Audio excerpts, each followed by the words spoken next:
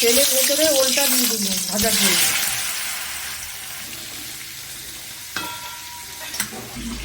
ওল কচুর ভেতরে আমি হলুদ দিয়ে দিলাম।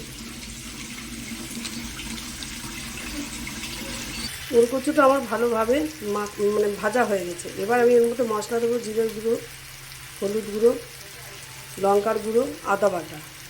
কড়াইয়ের মধ্যে তেল দিচ্ছি, এর মধ্যে আমি আলুটা ভেজে নেব।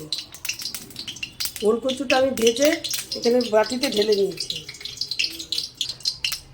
তেলের মধ্যে জিরে ফোড়ন দেবো,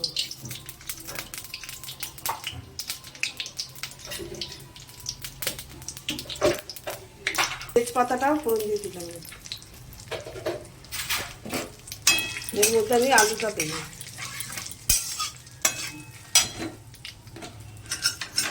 আলুটা ঢেলে দিচ্ছি।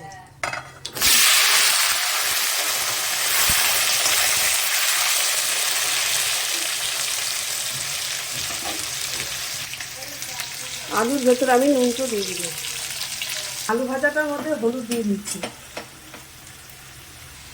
এবার আমি আলুর ভেতরে মশলাটা দিয়ে দিচ্ছি। আগে আপনাদের বলেছিলাম মশলাটা দেবো, তখন দেবো, তার জন্য ওল কচুটা ভেজে নামিয়ে রেখেছিলাম। এবার আদা বাটা, জিরের গুঁড়ো, হলুদ গুঁড়ো, লঙ্কার গুঁড়ো দিয়ে মশলা আলুটাকে ভালো করে কষাবো।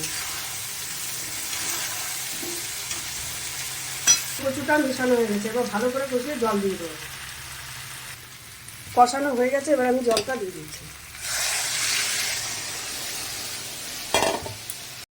ওল কচুর তরকারিটা হয়ে গেছে, এখন আমি একটু গরম মশলা দিয়ে দেবো আর একটু ঘি দিয়ে দেবো।